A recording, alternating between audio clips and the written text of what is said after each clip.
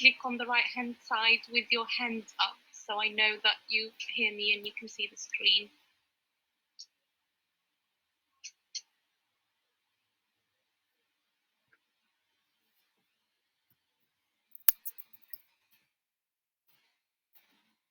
Excellent, I can see some hands up. That's fantastic. So assalamu alaikum again, Ramadan Kareem to you all. We thought that we should make a start. We've got lots of people who registered, but we'll give them a couple of minutes to join us, and then we can do some introductions to Professor Gupta, and then we can make a start. I just want to run through some technical aids within this webinar. You can post any questions if you go down to a question mark and type your questions as you go along. We will be able to answer any questions at the end of the webinar and take it from there. So just feel free to post anything that you think that you want to ask. But in the meantime, to give people a couple of minutes to join us, you can post your feeling this morning about Ramadan and the second day of Ramadan, and then I can read them out to everybody. They do understand everything you say. You talk slowly. Sometimes use French, Arabic words. Professor Bugdah is actually checking whether everyone understands me. So hopefully I'm speaking very slowly in English. So if you don't, and if you want to speak slower, just let me know in the questions or the comments box. We've got salam from Hatim Zribi. Wa alaikum salam wa rahmatullahi wa barakatuh. We've got a comment from Rima Beya. Yes, we can see you. That's fantastic. Hello, Monira. That's really great.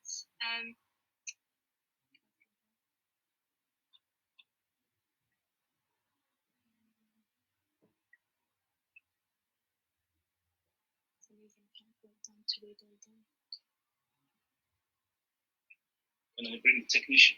Yes, maybe we need. So, could I ask where Monira is from? I can see that she said, hello everyone from Algeria. So, which part of Algeria are you from? Just, we've got some technical... How do we see more comments? More questions. More questions. Okay. No.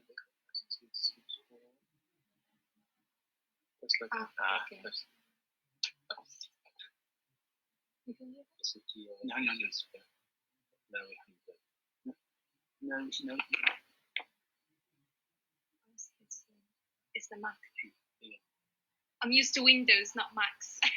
Professor Gupta has got a Mac, so I'm learning my way through it. No. This is the control. All right. Yeah. Okay. No. See? Two fingers. Yeah. Fine. Thank you. Two fingers. That's it. There we go. Okay. Right. So, Monira, yeah, you can hear us. That's fantastic. Ramadan Kareem, Sumia Rahmani. We've got a comment from Muna. Wa alaikum salam wa rahmatullah. And you're doing just great, Kauta. Thank you so much. That's really a morale boost. So, thank you very much. Hafnawi Hamzawi, it's okay, your English is clear. Thank you very much. That's fantastic. And then Munira from Betna. So I happen to come from there as well. So welcome and Ramadan Kareem to everybody there. And I come to Betna every year. Amira Talbi, Ramadan Kareem to you and your family as well. Isma Abdelatif, I'm Isma from learning how to do the Macs. Maybe you can do that. You can read the comments. So Isma Abdelatif. Salam, I'm Isma from Algeria. Nice to meet you, albeit virtually, everybody. Thank you, Sumia. We are beautiful people. We try to cheer everyone up. And Khalid Mansouri, Ramadan Kareem to you and everyone as well. So it looks like that we've got about 25 attendees. Perhaps we could make a start.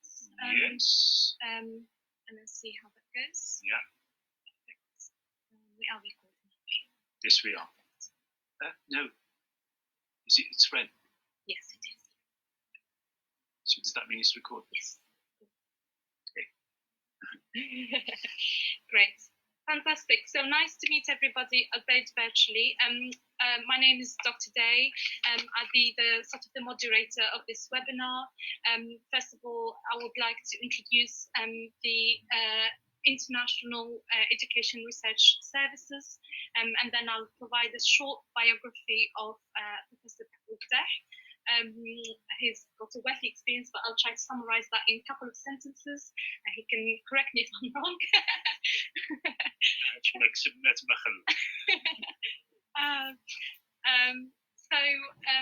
I'm Dr. Day, and I'm part of the International Education Research Services.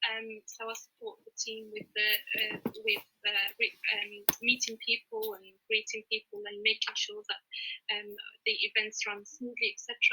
Just a bit of a background on International Education Research Services. It was founded in 2018 by Professor Bugdeh and Mr. Mohammed Telli, and the main aim for this was really build bridges between academics in the UK and Algeria, related to any field really, but the main focus at this moment in time is architecture, only because both of them are architects. So, but maybe in the future there will be many other fields to be covered. Tell them about your field. Yes, I will.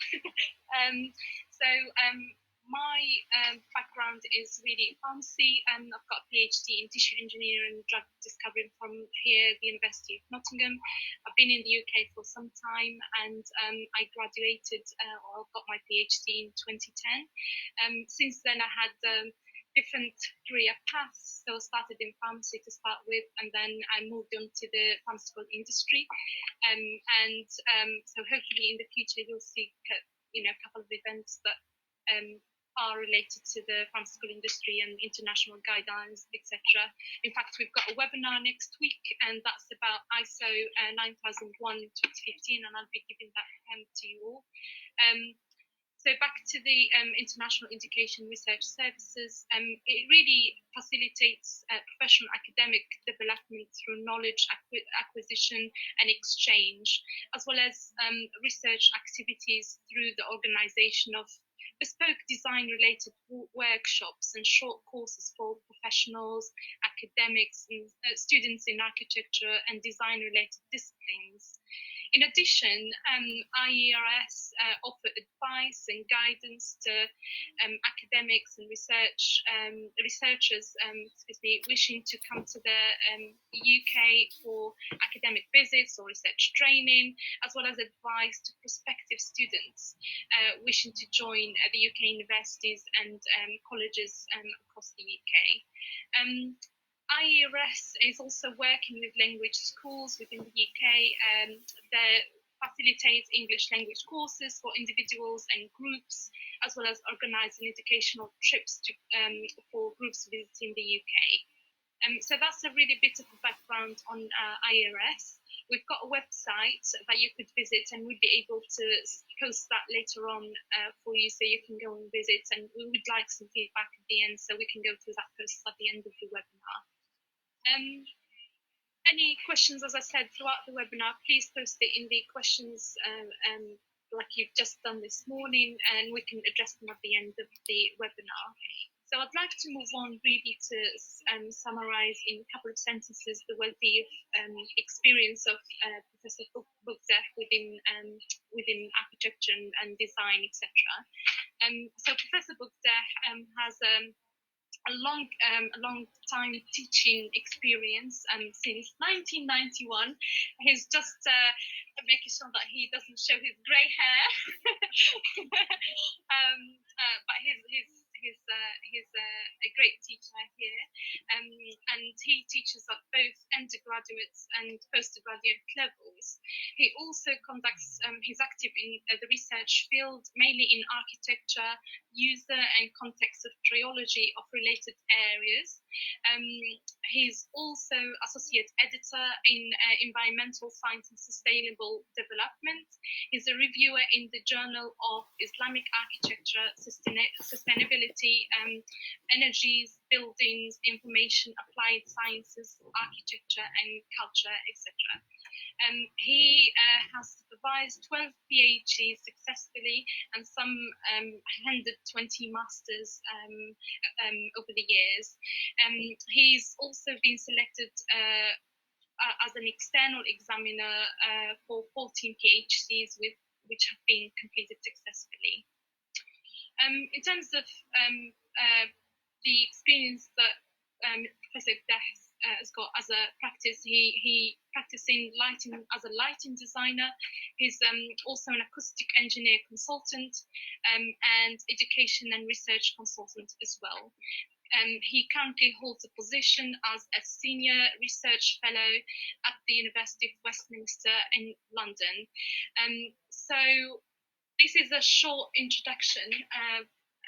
Wealthy experience of Professor Bugda. He can add anything else throughout his presentation. But without further ado, I can hand it over to Professor Bugda to write to start the presentation. So over to you. Oh, because we're just doing it. Just a slide, please. I don't know what they see of me because I can't see. Well, okay. It's a bit slow, but yeah. I can't see it. It's no. Okay, I can see it there.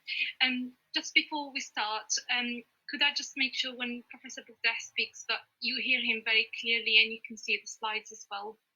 Because I can't see, I'm sure, the live ones. It is, yeah. Is it live? Yes. It is. It's lagging behind. Yeah, it's always lagging behind, so it has to.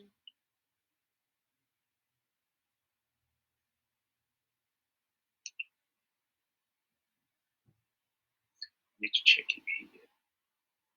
Check it. I need to check that this is fine. So you wanted to see the camera? Yeah, because I wanted to check because that's always lagging behind. Oh yeah, I see what you mean. Yeah. Maybe need to just bring it.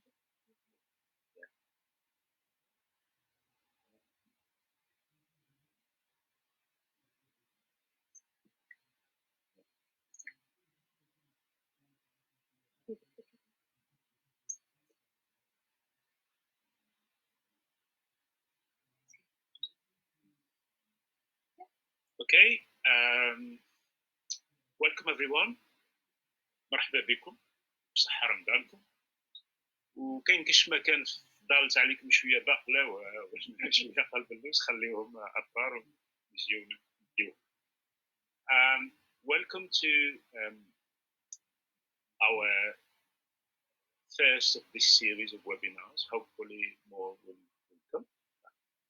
And in this one, we are hoping to cover some basics by way of an introduction to research, and we look at only some of the tools and processes involved in research.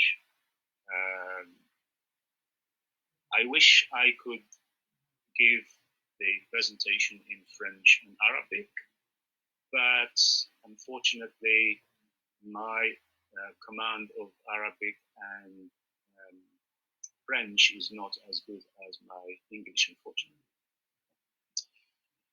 Okay, somehow I'll try, when I'm explaining certain processes, I'll try to find ways of describing them in French or Arabic if I could. Okay, so perhaps the best way to start this conversation is to ask the question, what do we mean by research? In a way, research means different things to different people. the lady you'll find in the street holding a clipboard and asking people, do they prefer to go to Marks and Spencer's or Next? To her, that's research. They call it market research. To us academics, research is something slightly different. What we mean by research is a process that produces either new knowledge or reinterpretation of old knowledge, soit que l'information totalement nouvelle جديدة، معلومة جديدة، أو المعلومة ما تكونش لكن جددها through a new interpretation. Interpretation بالعربية شيء to reinterpret something. So I sort of selected a number of bullet points to deal with this question of what is the meaning of research. You probably find in literature more than perhaps 20, even 30 different ways of defining research or explaining what is research, but I thought for us in the field of academia, particularly in architecture and urban studies, I focus on these bullet points. It's a process of inquiry and investigation, but what is important is it is systematic, methodical, and I cannot stress enough, ethical. Because if people do research and go for plagiarism and so on, that's not research. It's not just plagiarism as an ethical issue, even when we interview people or and you don't explain to them really about the research, because they might, if you explain to them what you want to do, they might say no. So you really need to be honest with people. But also to that first bullet point, I would like to add that any work we call research, if it's not in the public domain, if it's not exposed to other people's opinions, point of views, criticism, it's not really research. In fact, here in the UK, definition of research by the research councils, it includes public domain. If the work is not in the public domain, it's not research. So what does that mean for you guys? It would help that when you are developing your research, way before you get that famous publication so that you can submit for your doctorate, you really ought to be engaging with each other and discussing the work you do. My second point that I've chosen is to help solve practical problems and increase knowledge. I'll come back to this a little bit later, because practical problems sometimes can create problems of their own in research. Sometimes people chase their tails trying to solve a problem, and yet really all they need to do is understand the situation.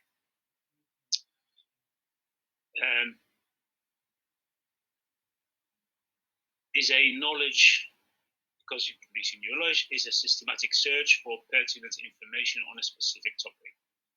And this specific topic, we'll come to it in a little bit of detail later on. It's also an art of rigorous investigation.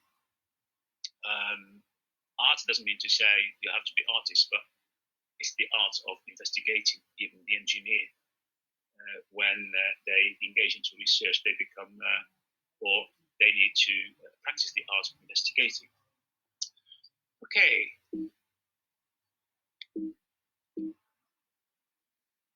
Why it doesn't go to the next one? Okay.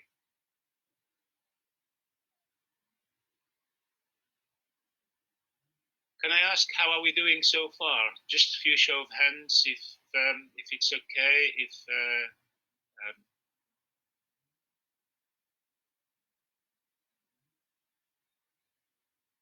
yeah. Are there any hands? Yes. Okay.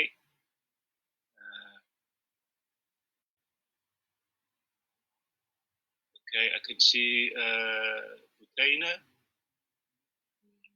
Amira. Oh yes, quite a few. Yes. Oh, thank you very much. Okay. Kautar, Isma. Okay, so hopefully we can get something across. Incidentally, even there are things you may not understand 100%. The idea is for us, that's with your help, guys, is I can provide the notes in English and someone can translate these notes that I'm talking now into both Arabic and French, and that way تعم الفائدة. So a definition, again, even the dictionaries, they provide different definitions. One of them is a careful investigation or inquiry, especially through search for new facts in any branch of knowledge. Now, new facts doesn't necessarily mean always new knowledge. Sometimes we take an existing base of knowledge and we introduce new ways of understanding that.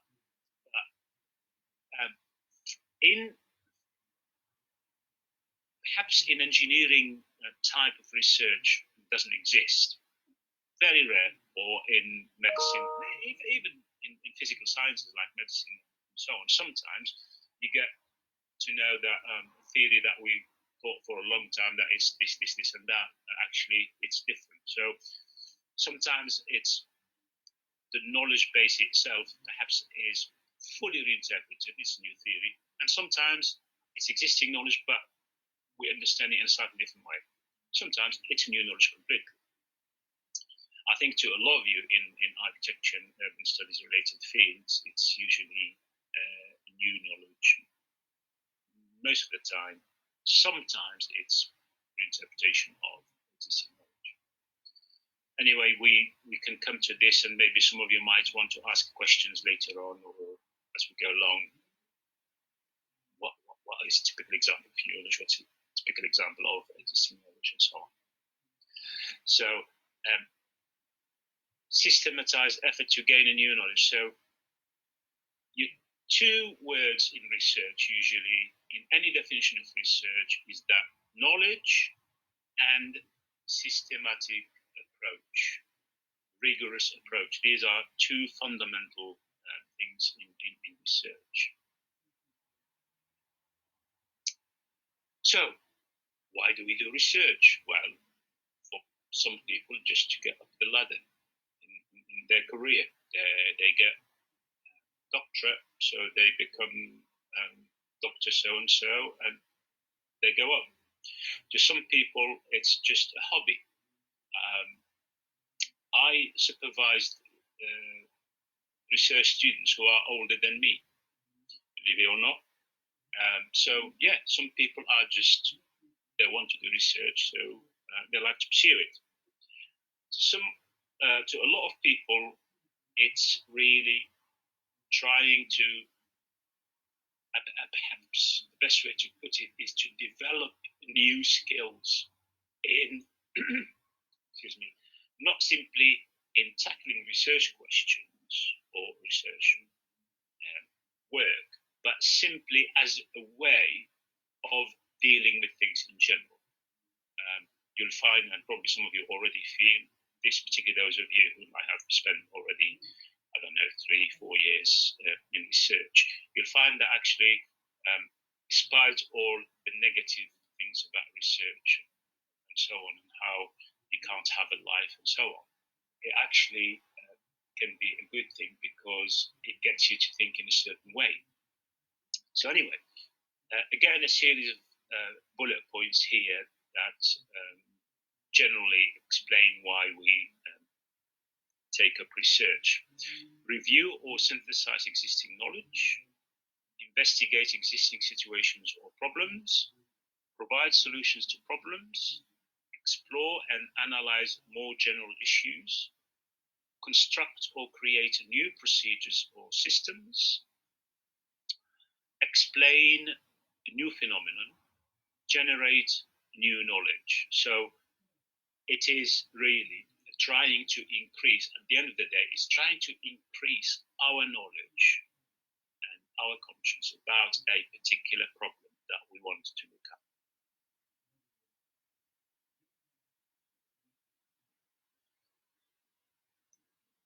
So, this big thing that is called research,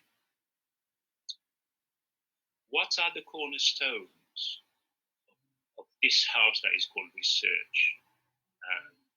In other words, what are the basic pillars of research? Sorry, I'm going too far. Yeah, thank you. I can sort of, using acronyms, I would say it's an RCMDA. They don't necessarily have to be in this order. So that's the research problem, the context, methodology, the data collection, and the analysis.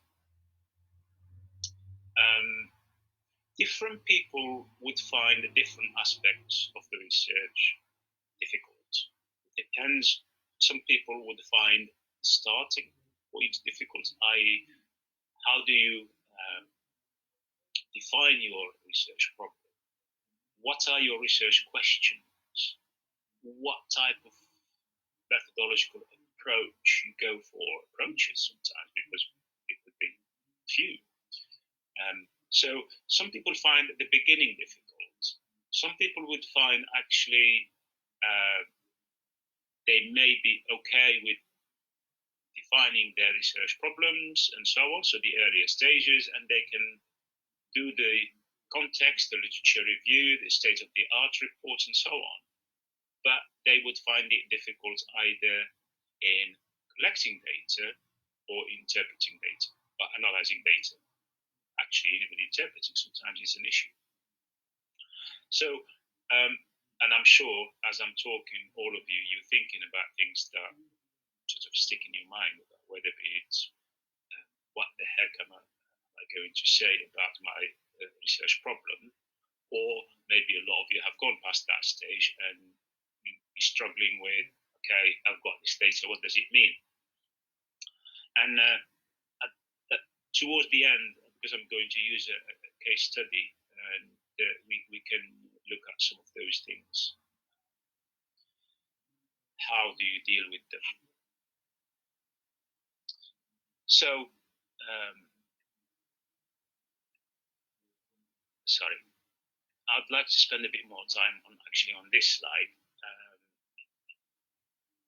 simply because remember something I forgot to mention, perhaps, about my research career. I have never done research in Algeria, so all my research career is in the UK, and my experience of Algerian research is through my interaction with the Algerian researchers, be it research students or staff, although I have more interaction with students than staff. Let's not go there.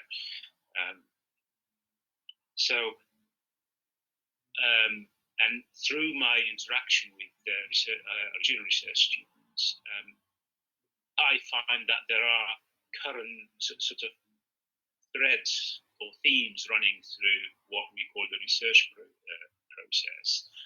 And there is a lot that can be done to make life of researchers easier. And I'm not talking just about the technical issues, like, for example, the lack of, access to worldwide research, such as access to journals and even books of high quality. Sometimes it's difficult. But I'm also talking about the research process itself. Sometimes either there is a one-size-fits-all, or people may not be supported as well as they should be in the earlier stages, or if they are supported, they're not making use of that support. I don't really know. I can't take sides, but I can only state what the issues are. And I'm hoping some of these things can be better in the future. So what I'd like to say at this point is, are there, sorry Sabrina, how can I see the hands? Is it here? Yeah. Are there any of these words on this slide that to some of you they maybe you don't understand them fully, or you don't know how you go about it? Of course, there are more slides to go, and we're talking about different research methods and methodologies. The context, it's basically what we call literature review, or state of the art to some fields of research. If any of these points you want me to get back to at the end of the session, please make it known in a comment. Any of you are interested. So let's start looking at some details of some of these aspects, and we start with excuse me, types of research. Here we're mentioning sort of four sets of each one is, it's black and white, it's A and B. So we have descriptive versus analytical. That's the first one. And second one, applied versus fundamental. Then quantitative versus qualitative, and conceptual versus empirical. I'm sure those of you who bookworms that have been reading a lot, you'll find a lot more than this, but I simply wanted to talk about these four because I thought these are the ones perhaps that may apply to a lot of you. So descriptive versus analytical. So what is descriptive research? Well, includes surveys, fact-finding inquiries of different kinds. So the purpose of descriptive research is to describe the state of affairs, just describe the current conditions that exist at present. It is used in social science, business research, and when I say social science, I'm sure some of you are already aware, certain aspects of architectural research is actually falls within the social science, because architecture, as you know, is perhaps the only discipline that feeds off many subjects. So it sits at the crossroads, not just as a research area, also as a practice. As you know, some of you are practicing architects, and you know that as a practice, it sits at the crossroads of so many disciplines. So one of them is social research. Main characteristic of excuse me, this method is that the researcher has no control over the variables. In other words, you go into the field, you say things as they are, you describe things as they are. You do not control the variables. You can only report what has happened or what is happening.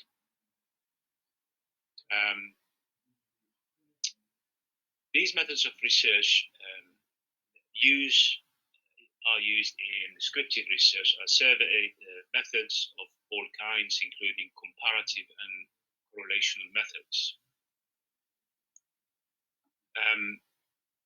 So we use surveys, usually different types of surveys, including whether be it an online survey, whether be it a multiple choice survey, or be it a direct questions,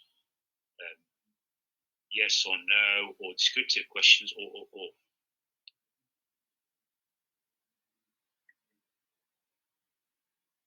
Sorry. So how is it different from analytical research? In analytical research, the researcher uses facts or information already available. So the information already exists.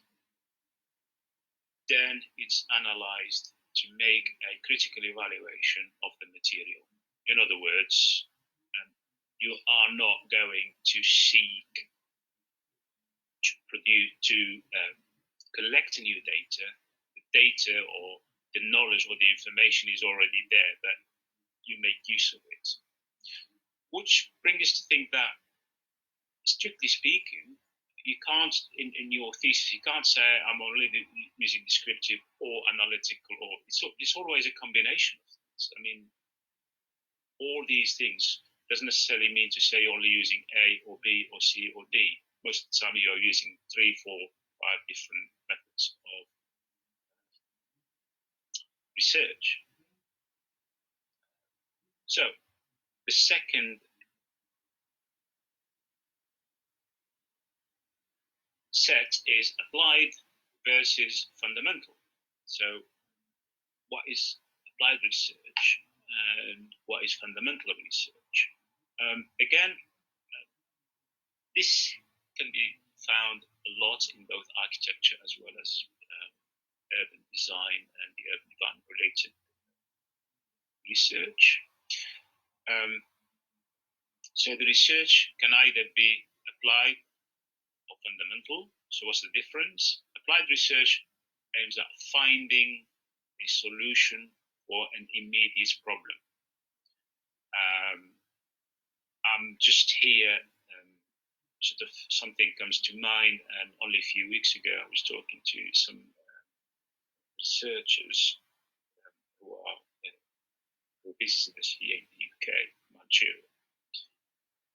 And sometimes I can see that people are very anxious to solve a practical problem, while actually sometimes it's worth understanding the situation before you can actually produce eventually a solution. Because trying to jump to produce a solution at the expense of not understanding the situation fully might lead to the actual wrong product. Anyway, so it's basically solving immediate practical problems. Now, this type of research is done a lot in industry. We call it, in fact, most companies have a department which is called R&D, research and development. Sorry, there's some echo.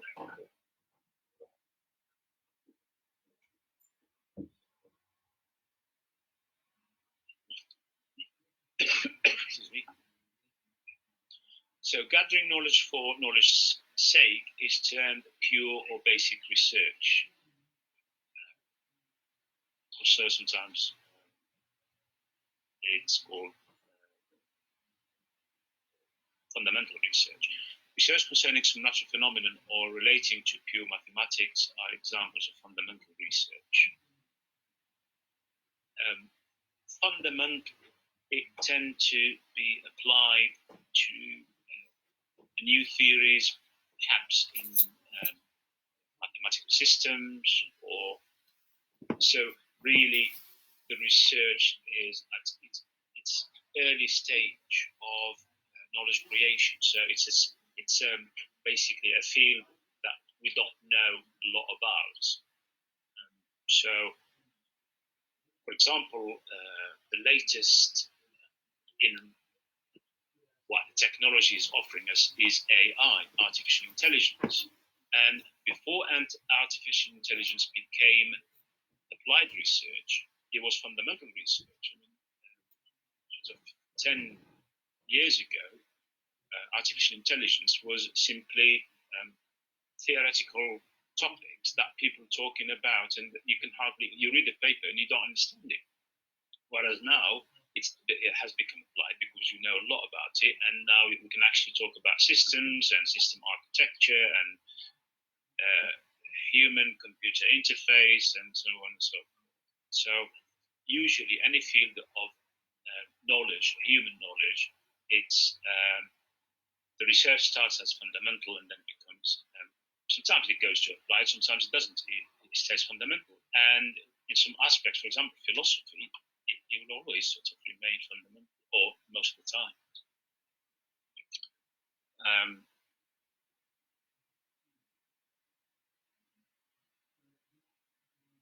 I can't see any people asking any questions, so that's fine. So where? No, not yet. Okay. Anyway, we've got time. So that's applied versus fundamental.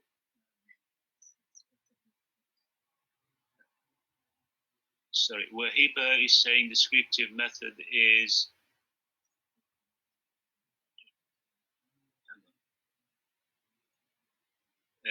descriptive method is based on other research or not. Okay, Wahiba, I will answer all these questions at the end. Yeah, thank you very much for that. Sumia Rahmani is saying there's sound issues. Are they still there, Sumia? Because one of our highly paid technicians was misbehaving, and we had a feedback bouncing of sound. But just to make a comment to Sumia, I think later on we will have the we're recording this webinar, so we can send that off and you can listen to what you've missed out.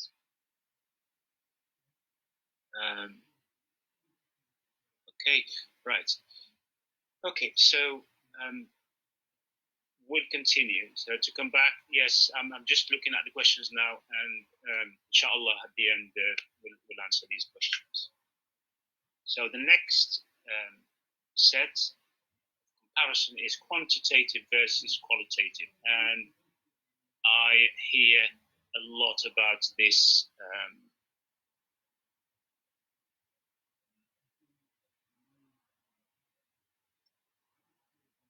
Sorry.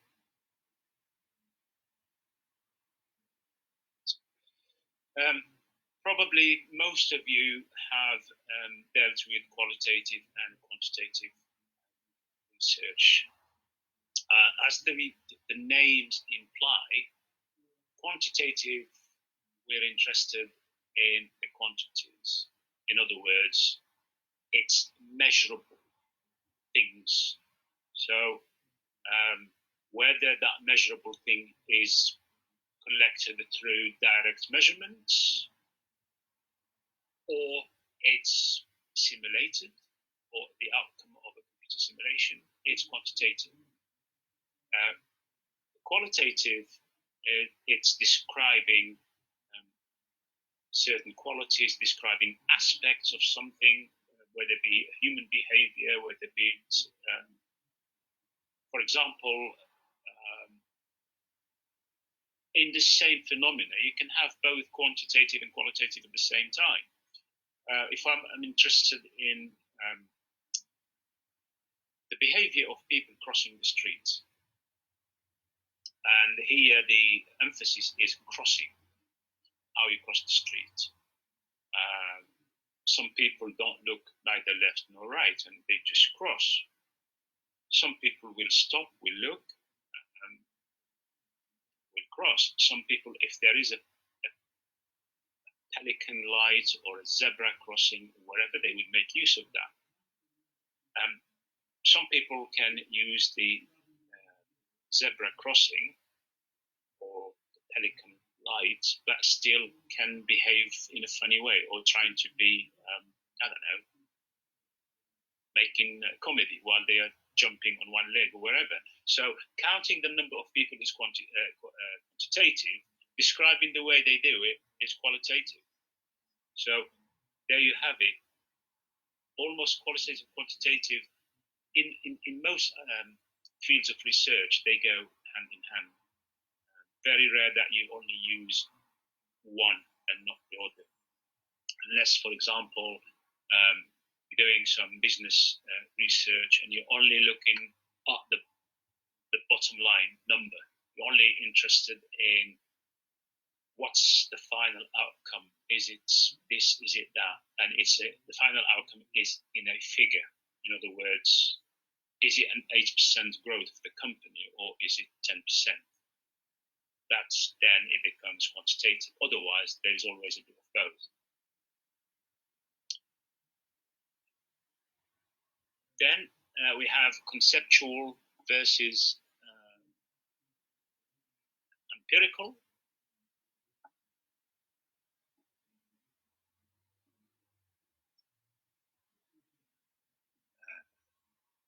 Can I go to the next one? So what's conceptual research and what's empirical research? Again, perhaps some of you already have been through this and they know a little bit, maybe to some it's conceptual research is related to some abstract ideas. Before I moved to Westminster, I used to teach at University of Creative Arts, where it's an art university. Teach nothing but arts, including architecture. In fact, architecture was the only sort of provision, the only course that has some science in it, albeit on the practice side rather than theory. Conceptual research is most of what people do because they want to talk about why such an artist did use that color extensively and why the brush strokes of such artists are always right to left and all the things that you and I just don't see, but they see them. So, but it's not just in the arts, it also in other fields of knowledge. So when it's that abstract ideas, abstract concepts, it's really conceptual. So it's highly theoretical.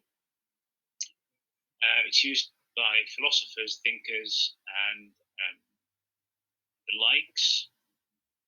Sometimes even architectural theorists. They tend to.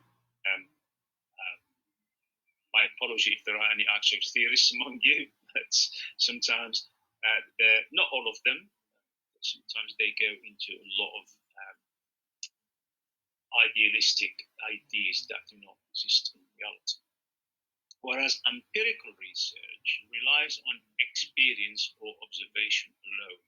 So we don't idealize situations. We simply rely on experience and observation.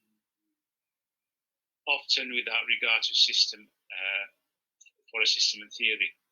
In other words, sometimes we're just interested in situation, its facts, regardless whether we can actually eventually find a way or a theory to explain that or not. So it is data-based research, coming up with conclusions which are capable of being verified by observation or experiment. We can also call it experimental type of research, so either empirical or experimental.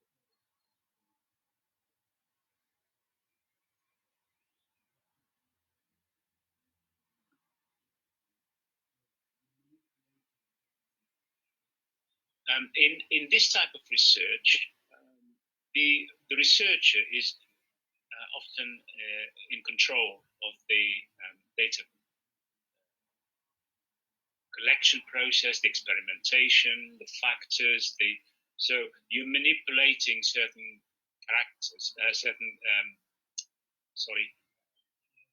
factors or characteristics of the context in order to get some data, and you simply then interpret that data according to the various situations and parameters that you manipulated. So As I said, it's characterized by experimenters' control over the variables in the study and the deliberate manipulation of one of them to study the effects. In other words, sometimes we know that phenomenon A is influenced by 1, 2, 3, and 4 parameters, but we want to isolate the effect of parameter 3, so we can make parameters 1, 2, and 4 non-variable, and we vary the parameter that we want to look at the effect, which is 3. I'm sure by now I've given you a headache about types of research. I'll talk about something slightly different. I'm just seeing. Okay, thank God. Sumia said there is no. The problem has gone. Sound. Iman is. I'll just see what's the different types of analytical analysis. Right, Iman, you have to pay me for this one. I'll try to touch on it towards the end, but yeah. So methods and methodologies, sometimes people confuse them in the same way they confuse aims and objectives. Now, I'm not going to go back to aim and objective, but I might ask at the end, what's the difference between aim and objectives? So methods are the actual ways we carry out the research. That's the way we collect data, the way we analyze the data to establish relationships between sets of unknowns or knowns or variables or. And also the methods used to evaluate. So all these are the research methods. Well, that's research methods. What is methodology? Can anyone among you tell me, just in a few words, what do they understand by research methodology? Just before I go to the next slide, let's see. I love interactive lectures when the audience also take part. Let's see if sorry, what is it?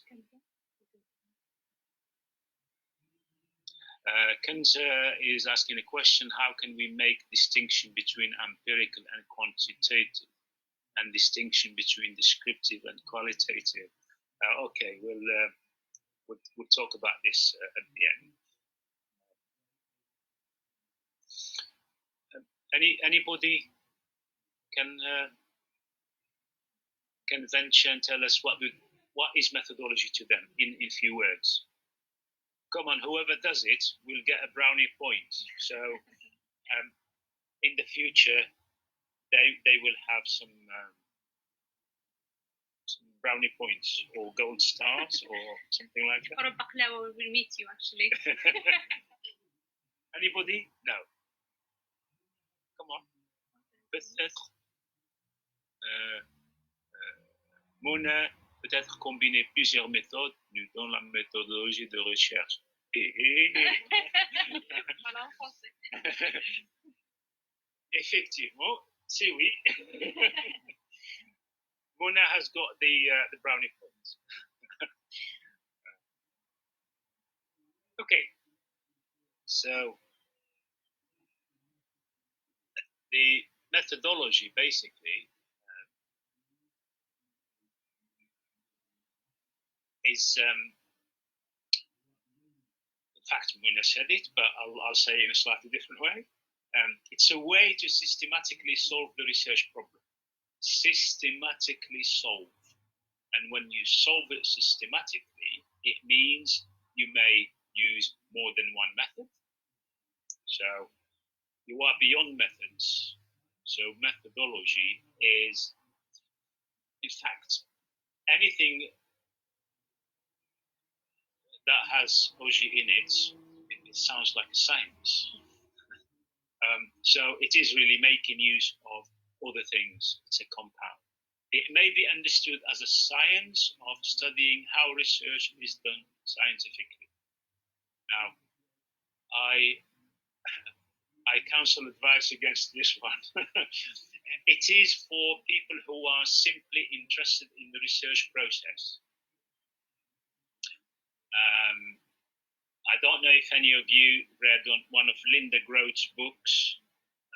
Linda Groth is a person, the only thing in her life is the research process. She's not even conducting research, it's the research process.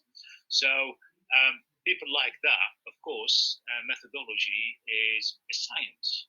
So for us, everyday mere mortals who carry out research is how do we put together a series of methods? How can we think or assemble a series of research methods that we can use? In it, we study the various steps that are generally adopted by a researcher in studying their research problem, along with the logic behind it. So really, what it is, and perhaps people who spoke to me about their research will vouch for this. I always say to students, okay, what method are you using? And as soon as they say that, I say why. So if you haven't got a rationale, forget it. If you say to me, l'encadreur قال لي دير, sorry, it's your research, it's no one else's. l'encadreur بالك قال لك بصح لازم تفهم علاش. So it becomes your rationale. Thus, research methodology has many dimensions, and research methods constitute a part of the research methodology. The scope of research methodology is wider than that of research methods. All this means that it is necessary for the researcher to design his methodology for his problem, as the same may differ from problem to problem. Now, usually, I don't know about your theses, but our theses here in the UK, they all contain a chapter called methodology.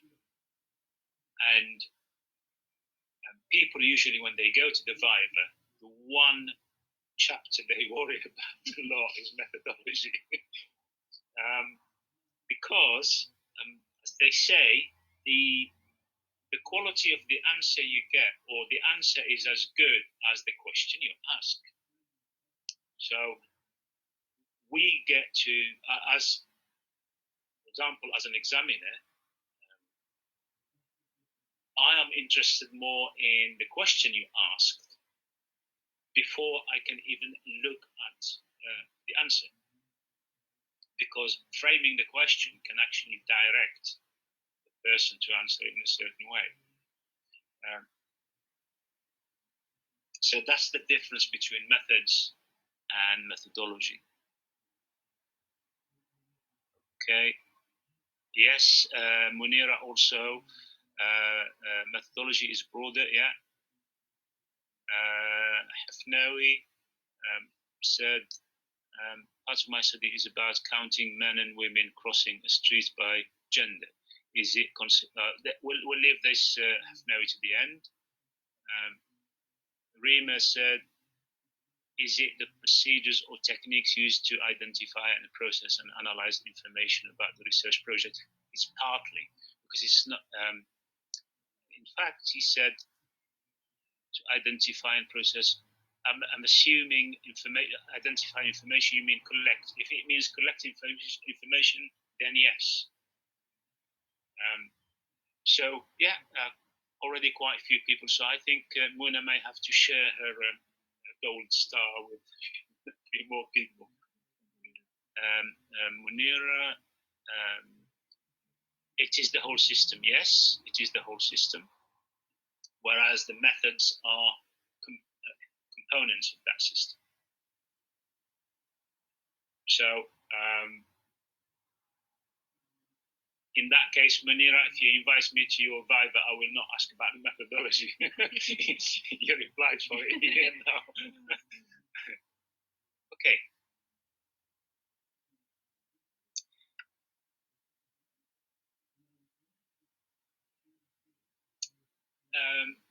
I wanted to bring some of the things that I was describing in previous slides into what I call a case study, an example of an actual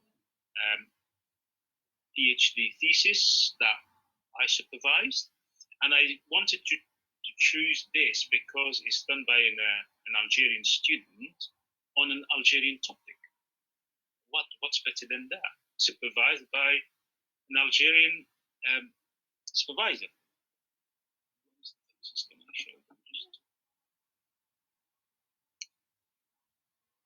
So how do I know that they see? I don't need to.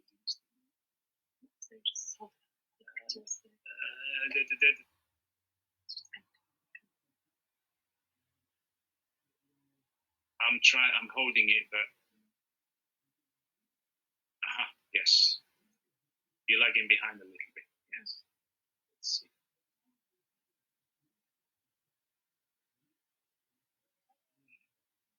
Okay, so that's the thesis. It was, it's actually new, 2019. The title of the thesis is, it sounds philosophical, but it's not. It's actually practice-based, what we call. It's really based on étude de terrain. Post-independence urban dwellings in Algeria through an architectural lens. So, what is the research problem in this case? Just a bit of background before I'll read to you the statement about the research problem. They see my... yeah, okay. Here, the background to this work is that this lady, Anya,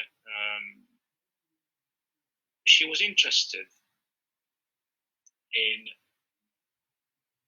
looking at why is it what we design and build in Algeria nowadays is no longer, it's awful. However you want to describe it, it's not architecture, I'm afraid. It's architecture, but maybe it's احنا عندنا شربة مشهورة كثير نسميوها بويابس، خلط فيها كلش، يخرج من البحر كله ويزيد عليه البطاطا والطماطم وحط فيه أي خضرة ويسميه بويابس. So it's a mixture of everything. So what does it mean? It means that up to the, if you like, the colonial era, we had certain styles, we had certain way of building, of living, of using spaces. Of course, the War of Independence meant that things have gone off the rails, but in 1962, when in independence, you would think that sort of as we start building the country, there are certain things that we ought to respect, certain things. And before people among you start jumping up and down and go, أو تقدم, sorry, I don't buy it, because even in countries like the UK, بينشر تقدم وعندهم all the mod cons and so on, but they still have something that reflect their identity, that reflect their culture, that reflect their history. Any of you who visited the UK, particularly if you go, you see it even in the outskirts of cities, never mind in rural England, because in this society, most of it is rural, believe it or not, despite it's really a small country, and yet they all seem to have gardens and so on. So I'm not sort of going into the details of what makes any particular country's architecture, but I'm just giving the example of the UK because I know it, and also Algeria because I come from Algeria and I know it. So she was anxious to find some of the answers as to why people spend a lot of money. You find people spending, I know, hundreds of thousands of whatever, millions or billions of centimes or whatever, and they build huge buildings. It's like he's building for a family of 14 or 15 people, and yet you find that what they live in is no different from just a series of F4s or F5s or whatever on different levels. So, and this is in the private, never mind in the flat type accommodation, apartments. It's again, of course, things are getting better. Yes, things are getting better compared to what we had before, but we're still a long, long way. And that got her thinking, is there a link between architecture and culture? Now, when we discussed this earlier on, when she started the process, my view was Algeria doesn't have an architecture crisis. It's bigger than that. It has an identity crisis. I still believe that there's an identity crisis in terms of culture. We seem to mix, match, والريح اللي يجي يدينا والأغنية اللي نسمعوها نشطحوا لها وما تفهمش. So that got her thinking about what can I look at? Is there anything that, particularly that she found that there isn't a lot of research in this on this topic, be it by Algerians or others. In fact, I think very little by Algerians, and in the thesis she talks about them, a handful of people who in their theses or talked about this kind of things. So she then decided that of course, it's not just a decision you take like that. In order to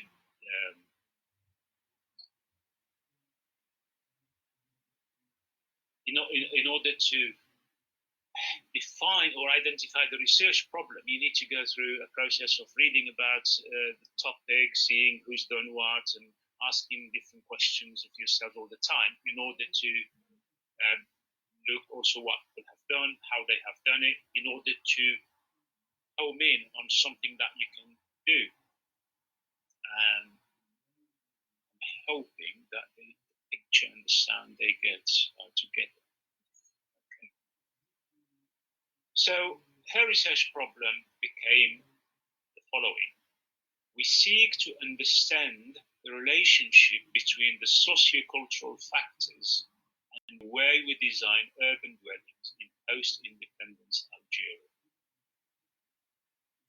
Now, initially, she came with very she was, as we say, full of beans, full of enthusiasm, and she wanted to produce some designs to show the way forward. And I said, wait, we don't know what the problem is. We don't understand the problem. So let's make this PhD on understanding the problem.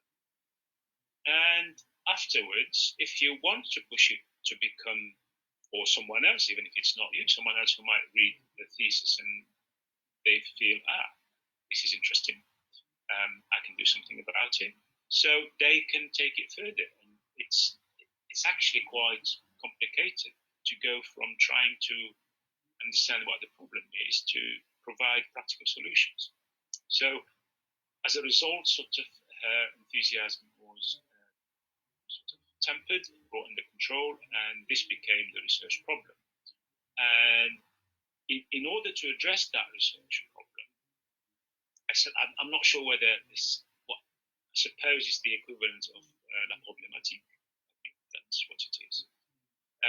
So she was asking 4 questions, and you see here the 4th question is written twice, because initially it was the one that is struck through, and then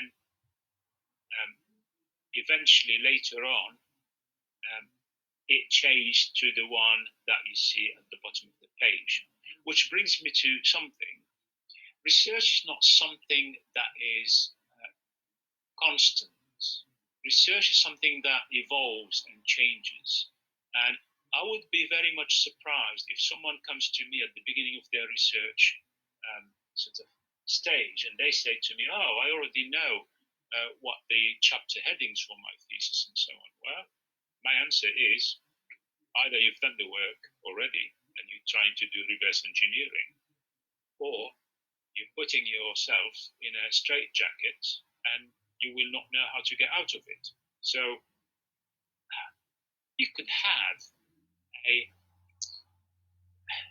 idea, an inkling, a hunch about what bits of research you could do in order to write a thesis, but not chapters or chapter headings. My God, how can you know that? As you can see here, one of the research questions has changed, and that's actually didn't change at the beginning of the research process. It changed after 18 months, so it's halfway through the thesis. So that goes to show that sometimes also things can happen in reality that it gets you to revise what you're doing. And if someone tells me, I was given this title of the thesis and I can't change it, I will not say to you what I would say to them, but those I've spoken to privately, they know my answer. So research is dynamic. It's something that changes. And actually, the situation you could be looking at might change in the space of a year, 2 years. So even something as old of a problem as this, the question changed because because the situation on the ground changed, but because what the student decided they could or they couldn't do actually changed. And of course, it was sort of on my advice that question 4, the original one, should be rethought again, and she came up with the second one, i.e. the new version. So the first question is, to what extent do built environment researchers and professionals recognize the need to better understand the sociocultural failures and apply them to design? She was simply asking the question, do they actually know that there are these sociocultural failures, or are they swimming in the dark? So it would be nice to know. And eventually, actually, she found out. She did some interviews with architects, with academics, with decision makers, people from the ministry and other decision makers. And the question or the picture became clear after her interviews. Second question, what are the barriers to culturally conscious architecture in the post-independence urban centres? In other words, this is, of course, when you're asking what are the barriers, we don't know whether there is sociocultural failures, or there is an understanding of these sociocultural failures and an awareness or not. In other words, question 2 is an open-ended. If the answer to question number 1 is a yes, how much time have we got? I've just been reminded that we have 45 minutes, so at some point I'll stop rabbiting on. So, yeah, regardless whether the answer to question 1 is a yes or whether they are conscious and they know or they are not. If they are, then what are the problems? Why this is not done in design? If they are not, that's even worse. How do you make them aware of it? And then the next step, how can it be applied in design? Question 3, how can these sociocultural factors inform the spatial experience of the city dwellers? Here, in a way, we've gone from, while perhaps questions 1 and 2, implicitly, they are really looking at the design of houses, of apartments, the materials, the styles, and so on and so forth. Question 3 is about the spatial experience. In other words, it's about how the experience of city dwellers, whether it be inside their house or outside on the street or in the plaza, how do they experience these spaces, and to what extent actually the sociocultural factors affect the spatial experience. And it's not a secret, I can tell you one of the problems that we found out through this study is that in Algeria there are two things with regard to these. Lack of maintenance is a cultural issue. People will use something until it breaks, until it fails, and then they will replace it. And the second one is that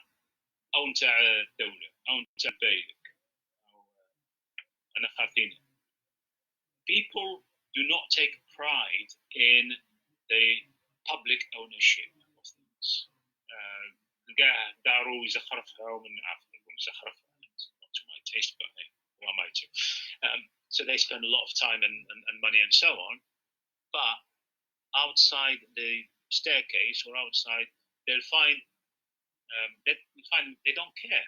Even they'll see someone doing something wrong to a lamppost or to phone box, they couldn't care less. So that was something that came out of the study. I'm not suggesting that we know how to fix it. No.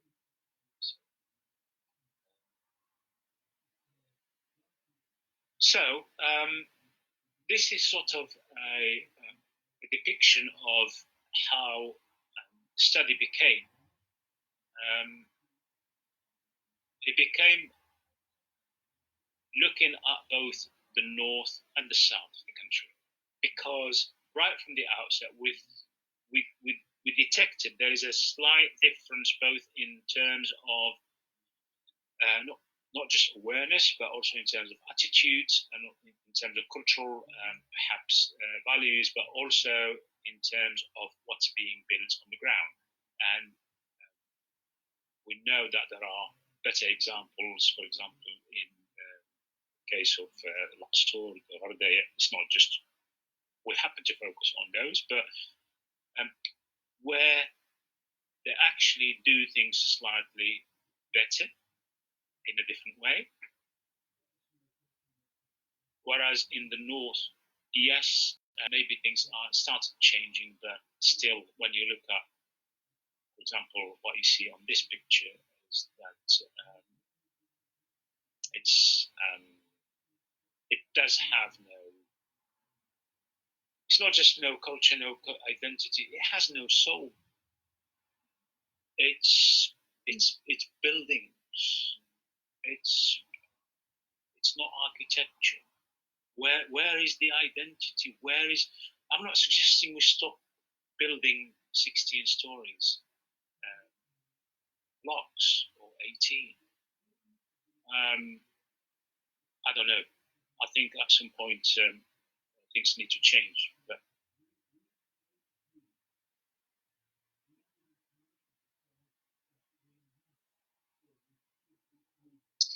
so the aim of the research was to explore the post-independence urban dwelling stock with a view to understand, with a view. We're not even committing to say that we must or we should be able to work this out and provide a full understanding, with a view to understand the relationship between the quality of architecture and the lack of cultural relevance. So that's really the aim. I worry if any of my PhD students come to me and say the aims of my work or of my thesis or of my research project, I would worry for them as well as for myself. How do I guide them? Have you ever seen a 100-meter runner who will aim at 2 different points or 3? Imagine how long it will take him or her to get to the end of the race. So the objectives are 4 objectives, and it's not because there were 4 research questions there are 4 objectives. No, it just happened to be 4 objectives in order to deliver what is necessary. Because sometimes you may find you have 2 research questions and you have 5 objectives. So it's not really the number of objectives equal the number of research questions. And you'll notice straight away the difference between an aim and the objectives is this. Objectives are measurable. You can actually say whether you can verify whether it's been done or not. Aim is aspirational. It's a higher level. So you cannot measure an aim, but you can measure objectives. But the aim is still, it's a must, because it's these objectives, they actually come out of the aim. The aim is not just added as an umbrella when you have the objectives. You cannot come up with your objectives first and then have an aim. You have to start with the aim and then convert it into objectives. So carry out a literature review to contextualize the topic, articulate the research gap, and identify methodological approaches. At least this is the minimum that any literature review should lead to. If you don't know your subject very well by the time you've done your literature review, then you haven't done your literature review properly. If you can't articulate the research gap and the need for it and the rationale, then you haven't done your literature review correctly. If you haven't come across ideas of methodological approaches, because through the literature review you will see that Joe Blog did it this way and the other one did it this way and that way and so on. It starts giving you ideas of what methodological approaches you choose, which you later on go on and talk about in the methodology chapter. And the second objective is identify a set of issues related to the architecture-culture relationship in the context of post-independence urban dwellings in Algeria and develop a set of criteria for the choice of data collection methods and sources. In other words, as part of the research, you need to identify criteria and the parameters, and we can verify those later on once the thesis is done. We can see that actually, you chose this kind of case studies, you wanted to do this type of questionnaires, you wanted to collect this or to do this type of observations, and it's all related to your objectives. Number 3, carry out a series of interviews and observations together with some field surveys. And number 4, undertake data analysis with a view to address the research questions. This is very important at the end, because you can collect wonderful data, but if you fail to identify actual trends or what it means in your analysis, you may not do yourself full justice. So it is quite important.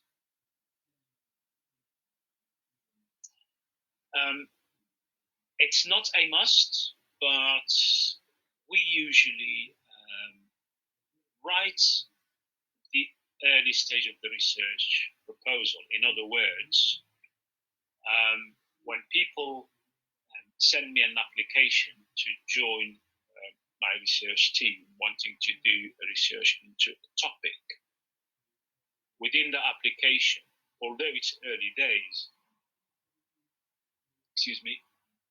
I need to see them being aware of what kind of what their work will add to what we already know about that topic. That's what we call contribution to knowledge. contribution to knowledge doesn't mean always producing something new. I don't know. You came up with a new design that pressed the button and it solved the problem. No. In this case, three aspects. One is to make the problem of relevance and cross-referencing between culture and architecture and so on understood better, so we understand it and we understand many issues of it. Number two is to really increase or heighten awareness of those issues, particularly relating to design of urban dwellings, not just dwellings, but outside spaces, neighborhoods, roads, play areas, and so on, and the quality of space experience they provide. In other words, the research would need to identify how these are being done at the moment and what are the failings, basically. And third contribution is in terms of the methodological approach, because the kind of research, this kind of research done in this way is a mixture of a number of methodological approaches. So it would be useful to anyone coming after Anya to do something like this, and they read her thesis to get ideas on how to conduct such research, but also the bibliographical database is a plus. Okay, so that's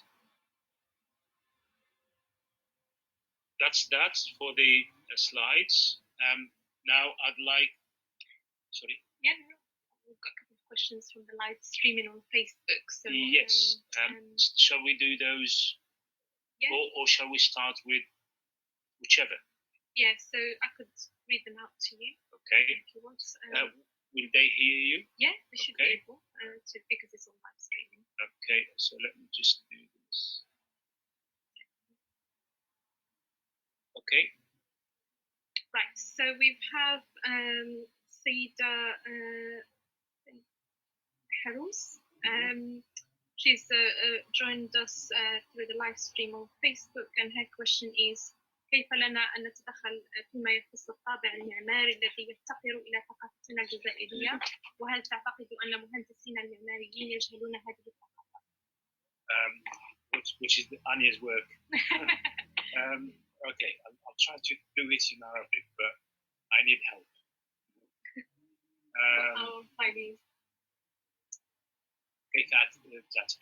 كيف لنا أن نتدخل فيما يخص الطابع المعماري الذي يفتقر إلى ثقافتنا الجزائرية، وهل تعتقد أن مهندسين المعماريين يجهلون هذه الثقافة؟ المعماريين ككل ممكن عدد كبير منهم يجهلون الثقافة، نعم، وهذا المشكل يبدأ في مكان الدراسة. The way these people are formed, are educated. We have this, I'll say it in English first and I'll try to say it in Arabic. We have this fascination with Western culture. Not everything in Western culture is good for us. We should take the good and perhaps not so much what doesn't suit us. I'm not suggesting we don't do glass and concrete and but for me, again, as someone who believes that buildings should, I know I'm diverting now into the problem of energy is not an issue, but buildings should not be there to just guzzle energy. So back to the lady's question. كثير من المهندسين يجهلون كيف لنا أن نتدخل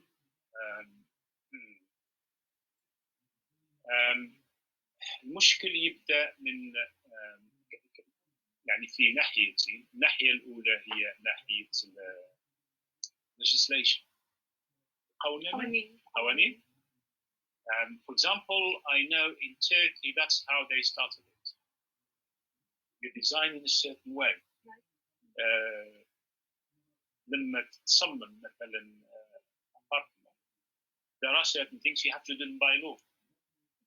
So yes, نعم قولنا ونصمت، والمشكل كبير لأنه القانون سهل، تمرر القانون والناس تطبق. المشكل هو الزبون،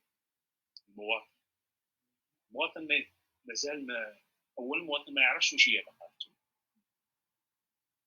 ثانيا المواطن همه أنه عنده البيوت بزاف خلاص ما يهموش كيفاش يشوف. So that's the difficulty.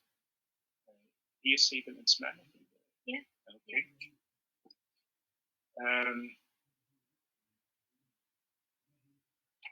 هل سهل؟ لا مش سهل.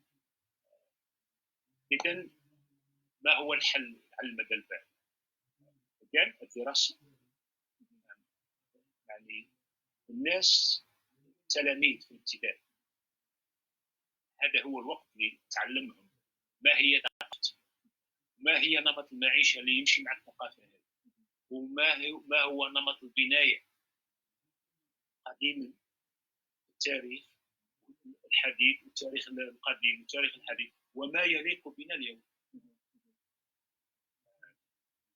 حتى لما يصبحوا مهندسين يشتغلوا الفكرة هذه، ولما يصبحوا زبناء، لأنه هذا الطفل اليوم يصبح مواطن، يصبح decision maker، يعني ياخذ قرارات، يصبح مهندس، يصبح أي شيء.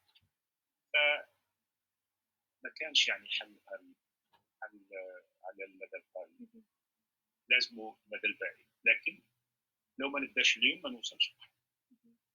أنا سؤال مختصر من طبعا في اللايف ستريم بالعربية الثانية.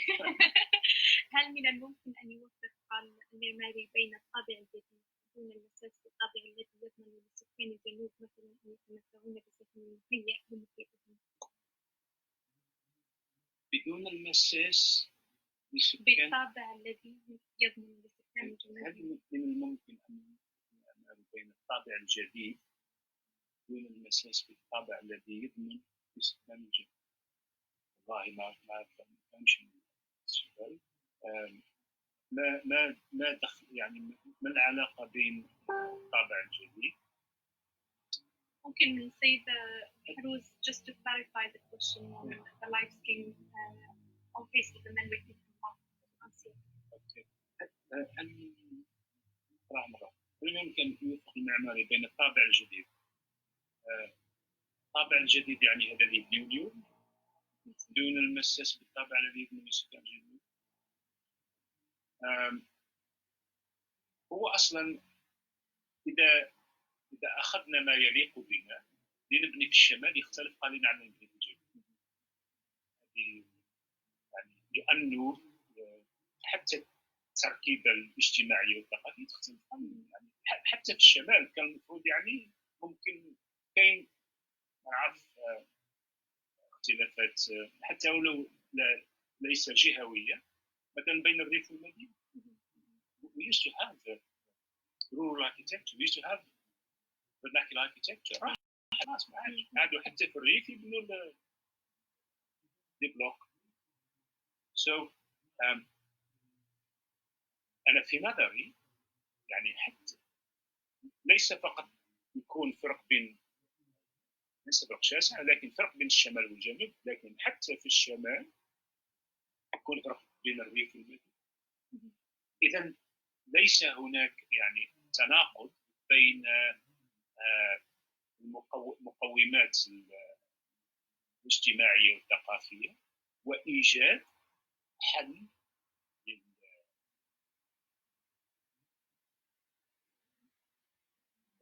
الكلمة نحوس عليها to find a way to design and build these dwellings، يعني حل إيجاد حل لتصميم وبناء سكن.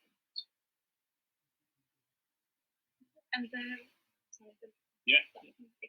So the next question we have on the live stream Facebook is إذا أردنا إدخال طاقات متجددة لنا ذلك ولو عن طريق متطوعين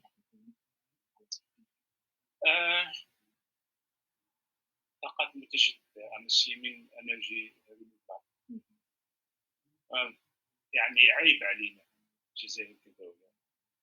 We should be ashamed of ourselves. عيب علينا عندنا أكبر طاقة في العالم، طاقة طبيعية هي الطاقة الشمسية، ولا نستغل.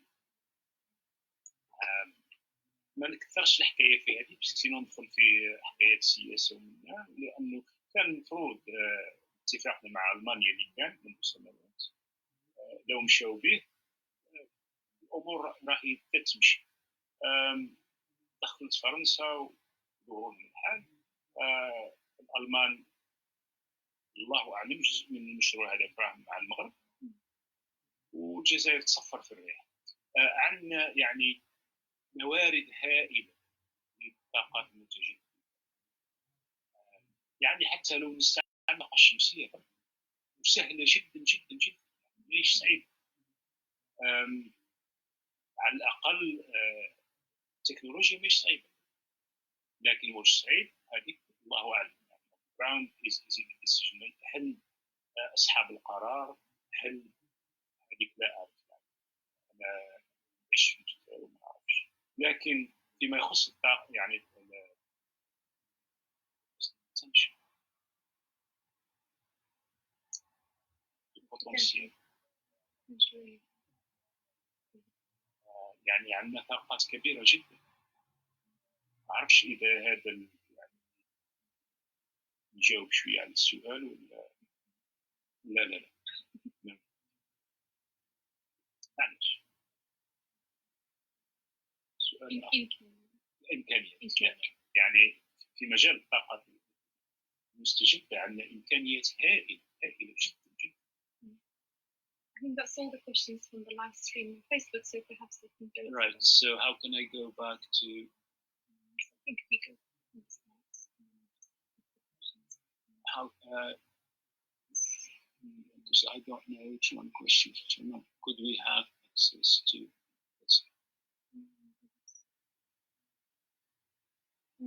That's a question from Kautar about we have access to the recorded video later, and yes. The answer is yes, yeah. Kautar asked, could we have access to the recorded video later? And the answer is yes. Now, hello, it's fine. Please keep using English. Munira said it. I'm looking for la question. La question problématique doit-elle se terminer par un point d'interrogation? Non, non, pas tellement. They'll hear me. Yay! Okay. Pas du tout. Absolument. Enfin, on dit question. Ce n'est pas... Bon, les questions, the research questions, yes, they are questions avec un point d'interrogation. Mais la problématique, non. Sentence.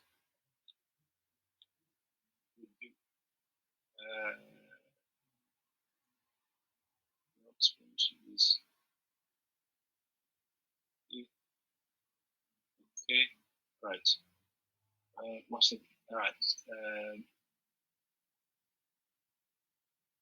What's the difference? What's the different types of analytical analysis?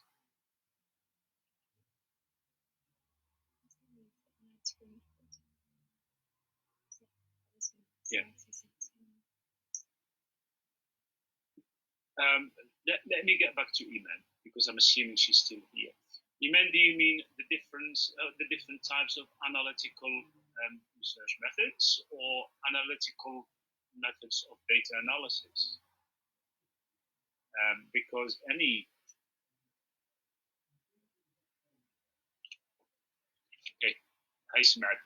maybe she can clarify. How can we make distinction between empirical and quantitative, and distinction between descriptive and qualitative?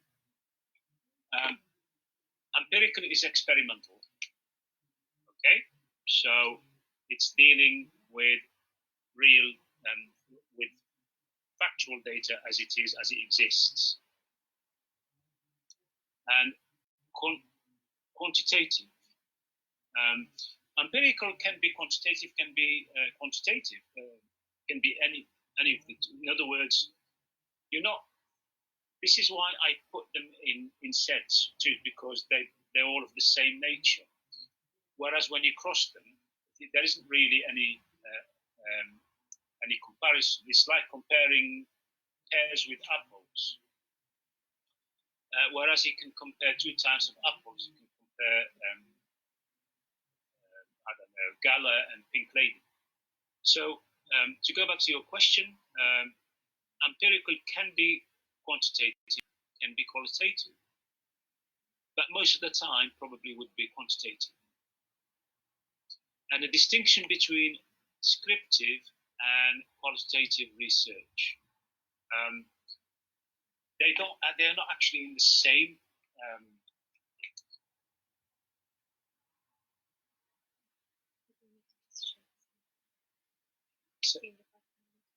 sorry. The last slide.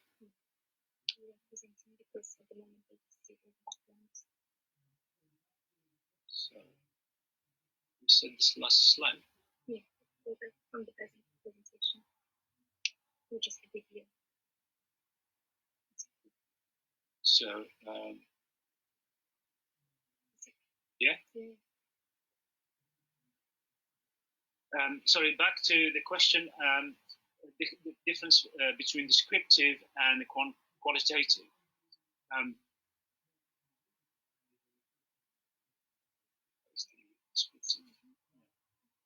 The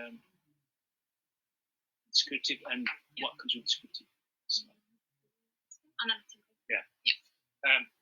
Now, descriptive can be compared to analytical, i.e. they sit on different sides of the spectrum. But descriptive can be quantitative, can be qualitative, because descriptive includes surveys and fact-finding. In other words, it's the way you collect the data, but it can be both qualitative or quantitative. It'll be, I think, any of you who are trying to take these sets of these twins out of the equation, out of that comparison, you may create yourself problems, because a descriptive one could be qualitative, could be quantitative. It depends on the nature of what you're dealing with, whether it is quality or quantity. For me, focus primarily on looking at design research methods from the point of view of data collection. That's the first one. The second one, the nature of the data. Is it descriptive? Is it qualitative? Is it quantitative? But then whether the research is descriptive or analytical, that's a higher level. It comes at the beginning, because at the beginning, when you decide on the topic, you actually, with that decision, comes whether it's descriptive or analytical, even before you come to data collection, whereas quantitative and qualitative is more to do with the nature of the data. So that's really, if there is any difference between the two. But crossing them like that can create you problems. So start with, what is it that I'm looking into? What kind of data it requires?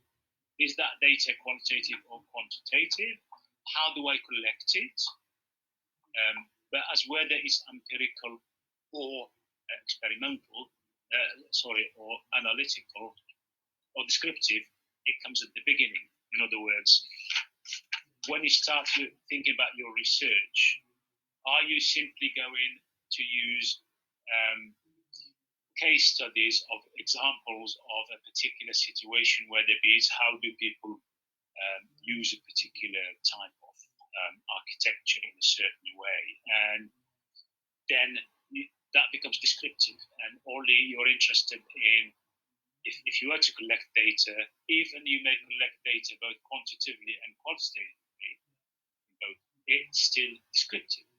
Whereas if you go for the kind of research where you are actually going beyond you describing using simply existing case studies, but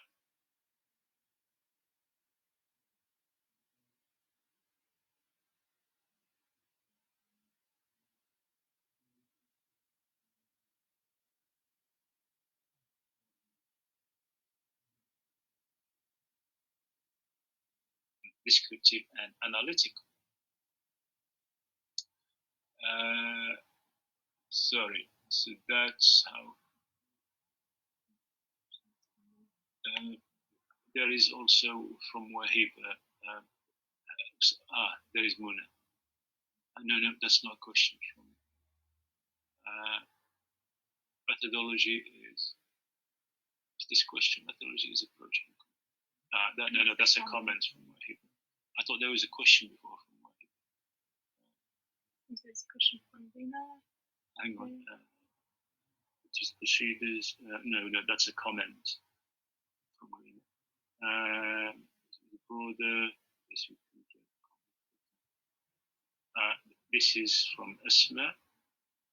Comment peut-on savoir la méthode la plus efficace pour atteindre des résultats, disons, utiles?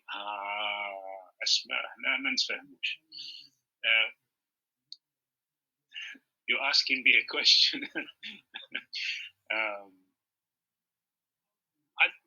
Simple answer, I don't know. I don't know. We can't. Before you start not knowing what your research is and not knowing where you started and where you're going, I couldn't tell you how. Now, how can you tell yourself comment vous pouvez savoir si vous êtes sur la bonne voie ou non? If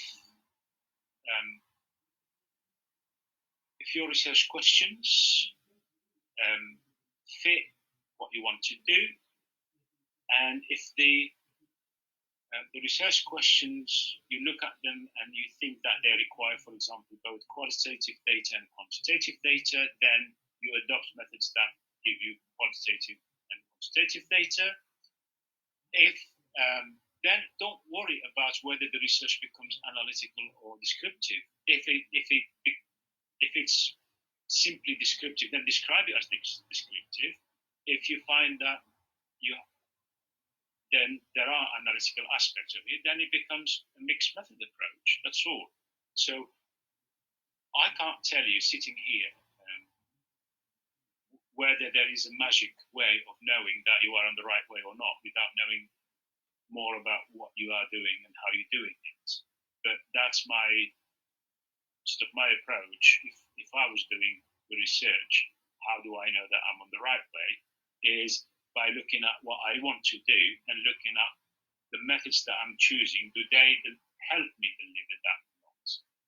I don't know if that answers Esma's question, but I hope it does. La question des produits, des expériences similaires, des générations et d'autres. Ce que l'Algérie indépendante souffre réellement, c'est la crise d'identité vraiment. Yes, I agree with that. La crise de confiance en ce que nos grands-parents nous ont laissé, notre savoir-faire ancestral. Yes, I absolutely agree with Sumia Rahmani is saying. Absolutely true.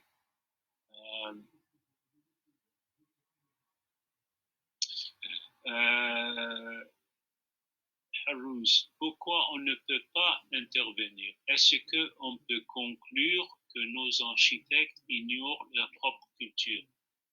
non seulement les architectes, mais aussi les citoyens et les décideurs. Je ne sais pas à propos des décideurs, est-ce qu'ils l'ignorent ou est-ce qu'ils s'en fichent. Mais les citoyens, y compris les architectes, ça ne veut pas dire que les architectes ne connaissent rien, non, mais ils ne connaissent pas suffisamment pour, ou bien peut-être, des fois, ce n'est pas le manque de connaissances, mais it's the lack of awareness. Give me awareness. توعية. Voilà. So that's what I have to say in regard to rules. A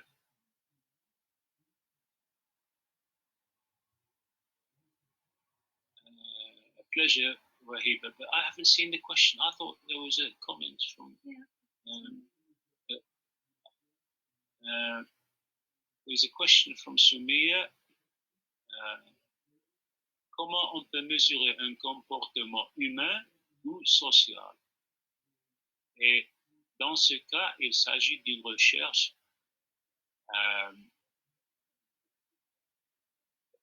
on ne le mesure pas, on l'observe, we ask the question, we observe, we don't measure it through quantitative methods, it's qualitative. Okay, Sumia.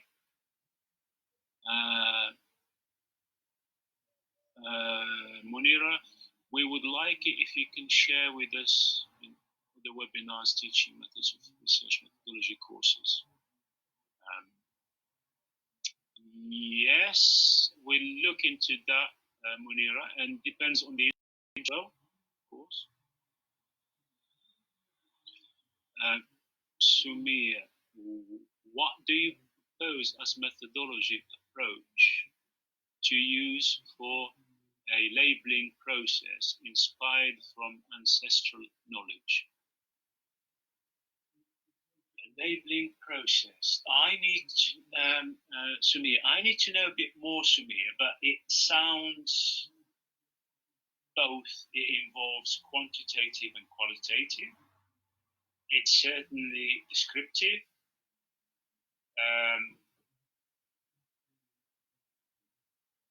It's also empirical, so it's a mixture, really. But in this case, I would suggest that you start by asking yourself, what is it that you want to collect as information, and how do you want to make use of it? And that's really what drives the rest of how you describe your research in terms of methodological approach. Mona, si la revue de la littérature a un impact important sur la qualité de la recherche, comme vous le savez, l'accessibilité aux documents actualisés et de qualité est très limitée, en ce que c'est un élément déterminant dans la qualité de la recherche en architecture et urbanisme. Mona, to cut a long story short, إذا ما عندكش لي دوكيومون de qualité, donc on ne s'attend pas à une recherche de qualité morale. But you have to work with what you've got, and access to research and publication is not a luxury, it's a must. I mean, if I can tell you, our university spend on access to journal subscriptions probably more than what they spend on IT, on new computers every year. And we go through a lot of computers every year. It's not just computers, IT, it means also 3D printing machines, it also means CNC machines, all sorts of that our students use. So it's a lot of money, but people do it because that's how you do research.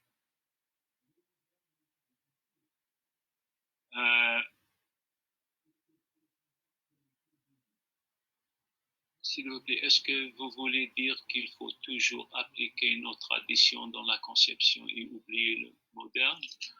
Non, j'ai pas dit qu'il faut toujours appliquer les traditions et oublier les modernes.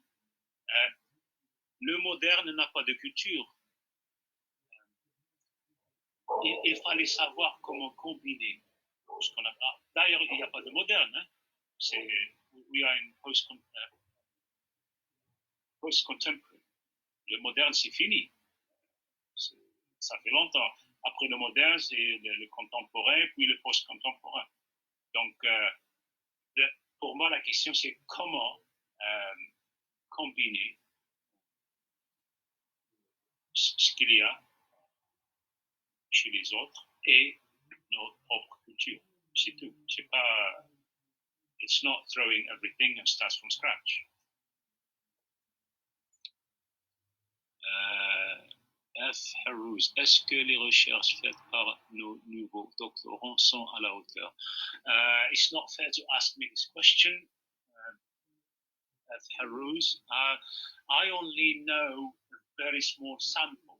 I only know a very, very tiny number of students I come across. I have never examined in Algeria, and probably I would never get invited to examine in Algeria, I can tell you that. So I don't really know. But I'm sure Algerian students in Algeria, research students, are not less capable than any other students in the world.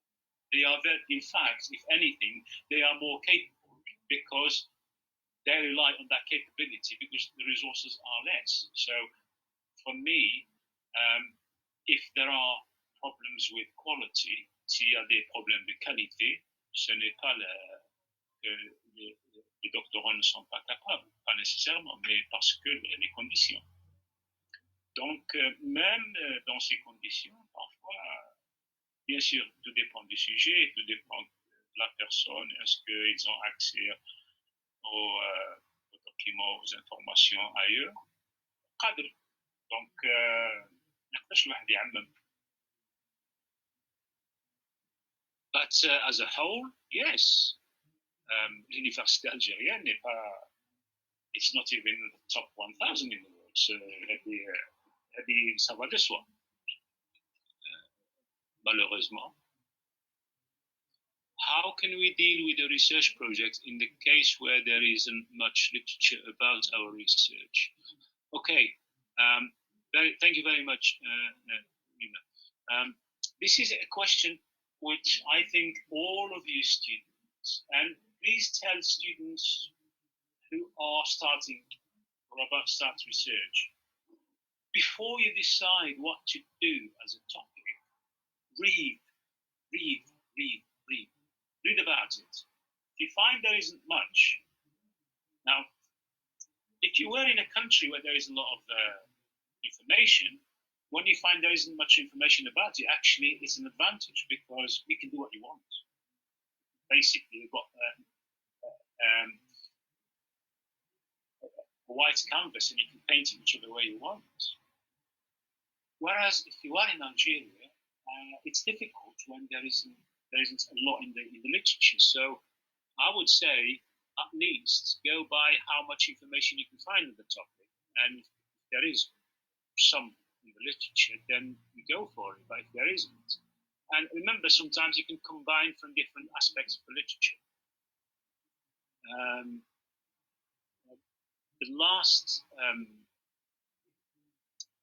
PhD student that finished their PhD with me a couple of weeks ago, she was doing a topic that actually, even in this country, she couldn't find a lot of work about it because her topic crosses two distinct topics or subjects, one of architecture aesthetics and one of technology and energy photovoltaics. And so what she did is she was looking at literature of both aspects and she was trying to combine them. So that also, but when there is a lack of literature, then it becomes a problem. So I wouldn't touch it from the outset.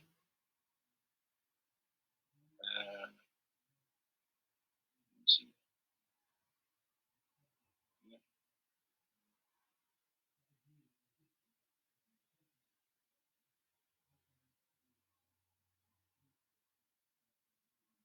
Yeah. When this is a question from Kenza. When I presume when we are working on a subject that is now or that is new or different from the culture of the society, how can we participate through our thesis into involving the society into those activities? I honestly, Kenza, if you want me to answer the question, I need a little bit more detail about what is this that you're doing that is different from the society, the culture of the society. I don't know. Maybe I'm misread, so can you come back to me with a little bit of clarification?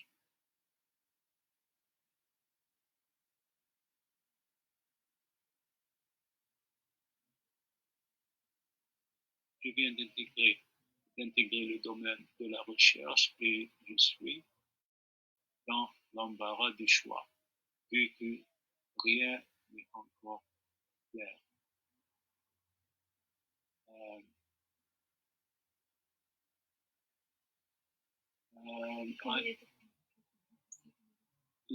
I'm trying to find a previous question.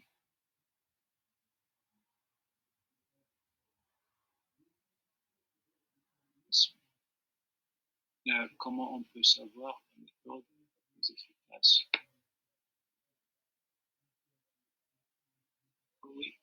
I think I stand by what I said, Asma.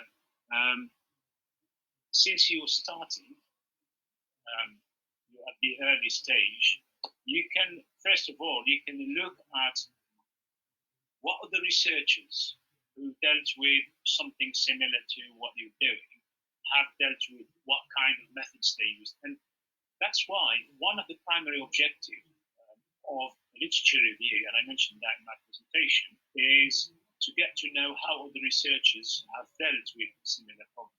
What method or methods they combine in their methodology. So the literature will tell you.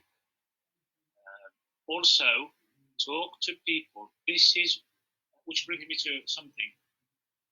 You do not talk to each other a lot. You don't need to go to a conference or a seminar on the other side of the country in order to present to people your ideas. You got people like you in the department. Don't you meet every week? And if you're not, then you're really wasting your time and wasting a golden opportunity. Talk to each other. Present to each other. I know people say, oh, الناس يسرقوا لي دين تاعي. يسرقوا روح لهم لكن قادر يديروا بها حاجة. Someone who doesn't understand. I mean, شاتونا ما نستازلوا نديروا لا بوليس نتاع ليزو.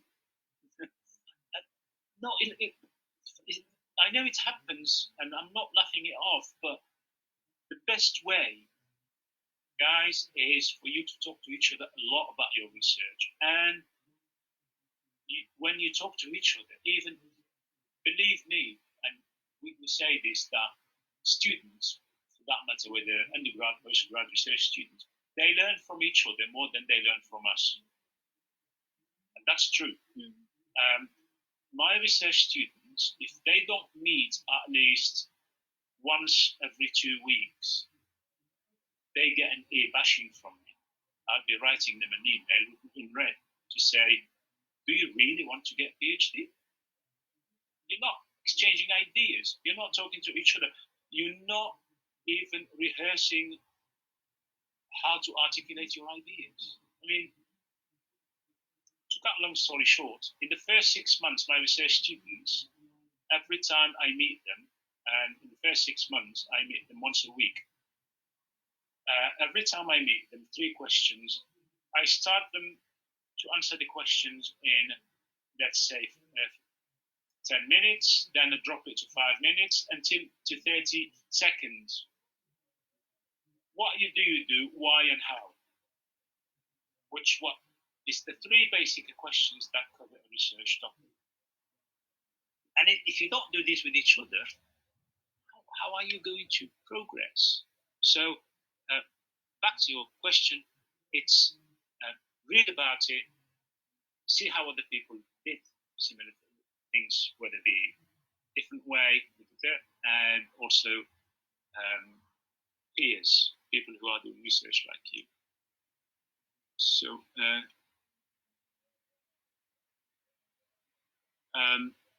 is there anyone? I just don't want to miss any. I've seen a question before, and I said I will answer from Wahiba. Perhaps if Wahiba is still with us, she can remind me of the question if I haven't. At the same time, there is this question from Bissa. S'il vous plaît, est-ce que toujours l'architecture doit refléter l'identité d'une région? Non, pas toujours. Et là où j'habite, c'est pas l'architecture, c'est pas aussi l'hôtel de ville, c'est pas l'hôtel Horaci. C'est pas un problème d'avoir une architecture différente. Mais là où j'habite, je me dois sentir à l'aise à propos des matériaux, de ce que l'architecture veut dire, la façon de vivre et aussi le confort. I'm going to say something very controversial. Le béton,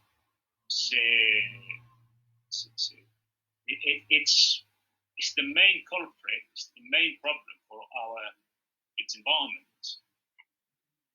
On ne connaît pas le matériau et on l'utilise. Franchement, on ne connaît pas le béton. Je ne veux pas dire que nos ingénieurs ne connaissent pas les limites de la statique, tout ce qui est les forces et les charges. Non. On ne connaît pas le matériau en tant que matériau. الناس في الشتاء باردين وفي الصيف سخونين tout le temps. Il y a d'autres choses. Donc, pour moi, ça ne veut pas dire نوليو كلنا نسكنوا في الديار نتاع الديس ونتاع الطين. Non. Parlons de 10. Je ne sais pas si tu connais 10. That's why I was questioning what does it actually mean. في البلاد هذه, the most expensive houses are what we call thatched. Houses that have thatched roofs. Thatched roofs, it's exactly that. So, donc, pas toujours, mais ça dépend. Pour moi, l'habitat, c'est quelque chose de spécial.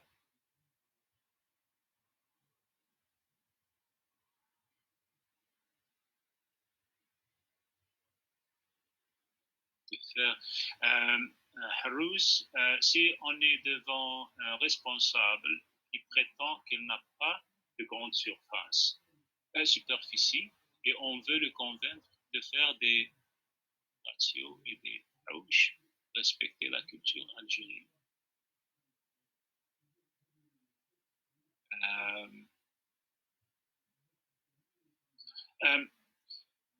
Well, it has to come from the client. That's why I was saying, le problème c'est le client. En fait, l'un des grands problèmes c'est le client. لازم le client يعاود يتربى، يعاودو نقريوه. c'est-à-dire هادو اللي درك خلاص نسى عليهم. روح ابدا من اللي في عمرهم 8 سنين. اما هادو كل اللي عنده الدار درك إلى 25 ans, 30 ans, 40 ans, هادو تقول غير إلا من رحم ربك. C'est normalement c'est le client اللي يقول لك انا دير لي الحوش ودير كي يقول لك اليوم هو ما قبلهاش لي داير باسكو pour lui modernité c'est quelque chose. Donc tu peux rien faire. Enfin c'est difficile même. Peut-être que tu peux faire quelque chose mais c'est très très difficile.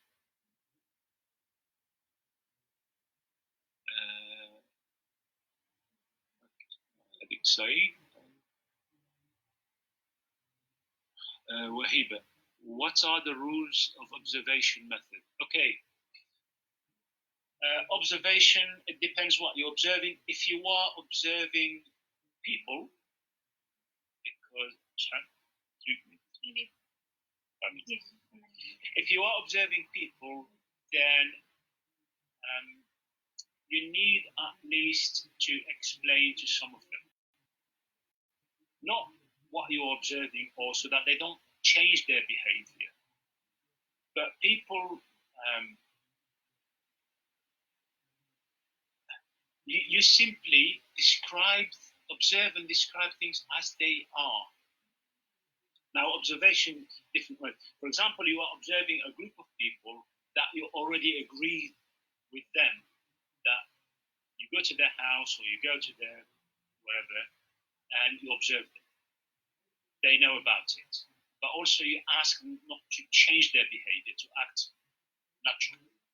Sometimes you're observing people in the streets, for example, how people, comment les gens utilisent les espaces urbains et tout ça. In that way, in that situation, you simply observe. Observation means production of perhaps photographs when necessary, notes, sketches, and sometimes even audio recordings. So that's the kind of data you produce.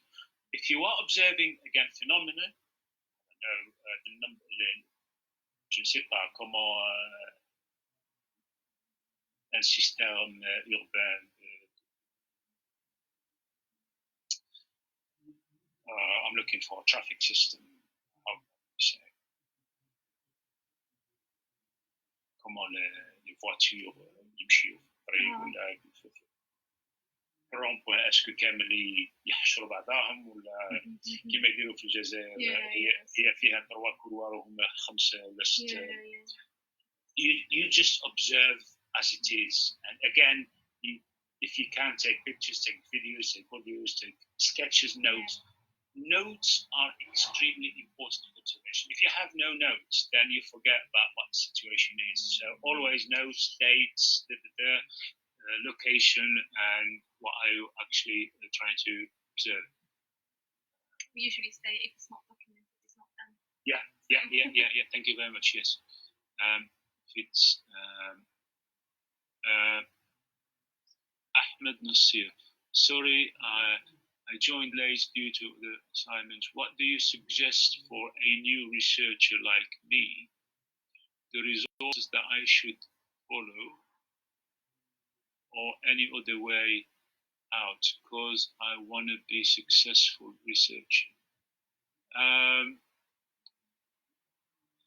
Resources.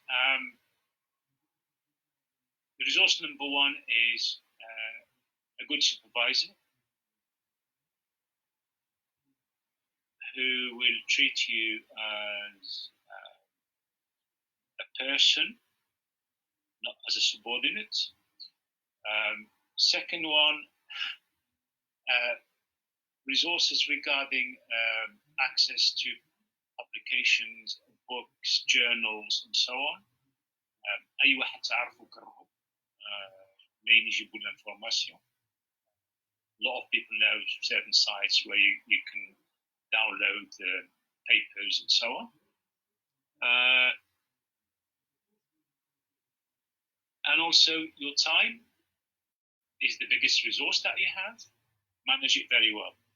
Always have a Gantt chart. That Gantt chart, it has a course perhaps version of it and a detailed version, very fine. So the course version probably is just year 1, year 2, year 3. A slightly detailed one is in, for example, first maybe in 6 months, 3 months, and then you go right down to weeks until such time when you are nearly handing in your thesis, it will become days. So manage your time properly. Okay, sharing is the key for sharing is the key for research. Exchanging ideas is important. But yeah, so so please keep in touch and interact. Yeah, that's a comment. It's not a question, and I wholeheartedly subscribe to it. Sharing is an important aspect of research as well.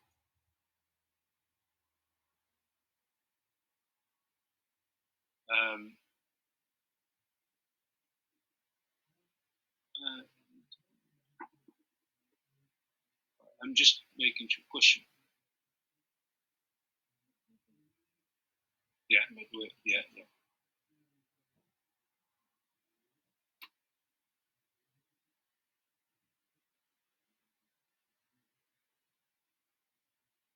Well, I hope I answered, or at least attempted to answer some of your questions. For me, I would say a very, very, very big thank you to you all. Barakallahu fikum. بيحفظكم وينجحكم إن شاء الله. And when you are successful, invite me. عرضوني كيف ديروا هذيك فيها البقلة ولا. I'm hoping this will be first of many to come, and I'm hoping that it was somehow useful for you. So please stay in touch. We would want to have some feedback from you, because we're always interested in the feedback of our students or even when I'm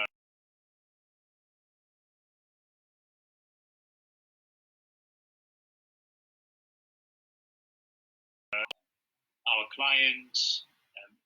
Feedback is important because it makes us better in what we do.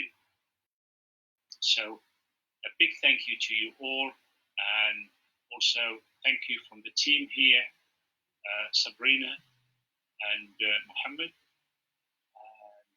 Ramadan Kareem وصحة